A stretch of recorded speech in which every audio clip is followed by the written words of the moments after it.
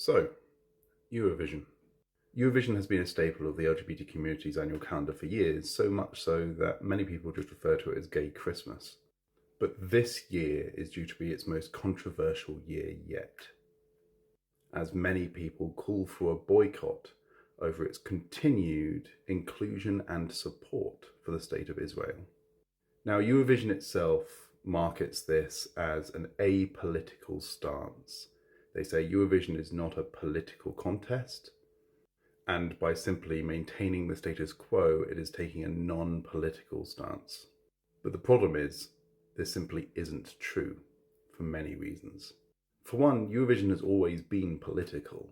The panel voting system, which used to be the only way countries would achieve points, but is now one part of it, and is being maintained despite the fact that it frequently robs acts of victory that have been voted for by the public, always involved panels of judges in countries voting for the countries that they see most gain from building diplomatic connections to.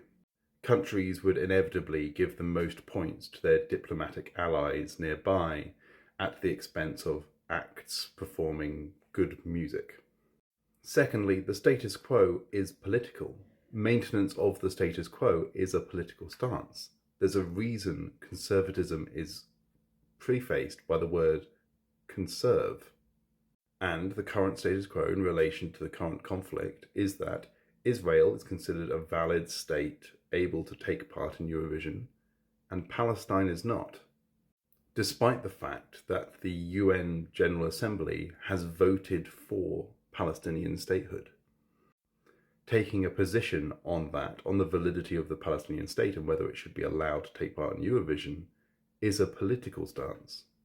Eurovision showed no such restraint in banning states that were massacring the civilians of their neighbours last time when they banned Russia for its invasion of Ukraine. Picking one situation where that necessitates removing a country from participating in Eurovision, but not another, is a political decision. Now, what Eurovision has decided here is not to be apolitical. What they've decided is that it is beneficial to them, profitable to them, to continue pinkwashing Israel as a state, participating in Israel's propaganda campaign, which enables them to market themselves as a queer utopia, despite the fact that equal marriage isn't legal in Israel.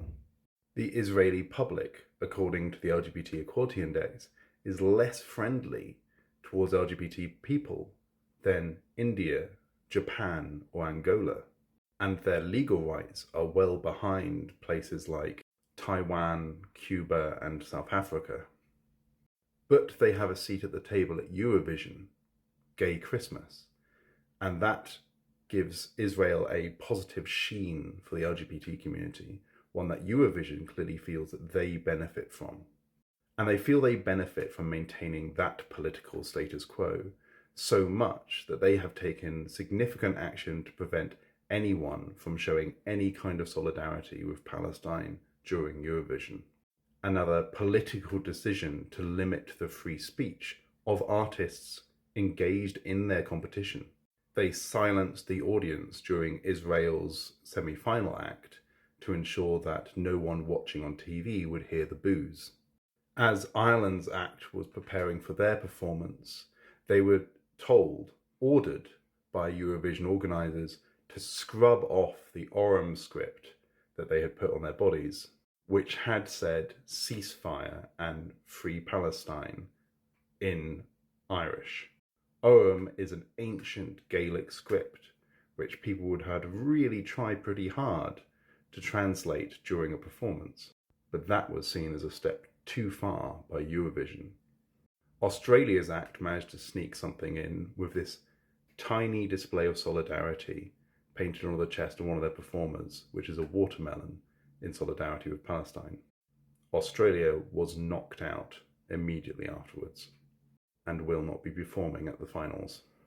But there's only so far that Eurovision's iron grip on the speech of their own performers can go, as can be seen by this interruption to the Flemish-Belgian broadcast of Eurovision, which translated as this: This is a trade union action. We condemn the human rights violations of the Israeli state. Additionally, Israel is destroying press freedom.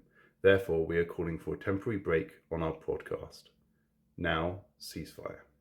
Eurovision's determination to continue to promote the propaganda of Israel as an LGBT-friendly state at the expense of the freedom of speech of its performers and even its own audience is a political decision that they believe that is in their best interests.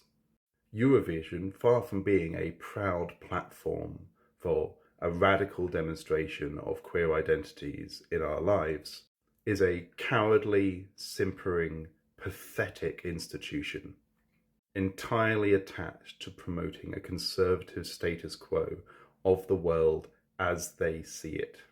One where propping up the propaganda of Israel is more important to them than the freedom of speech of the very performers that their entire contest relies upon.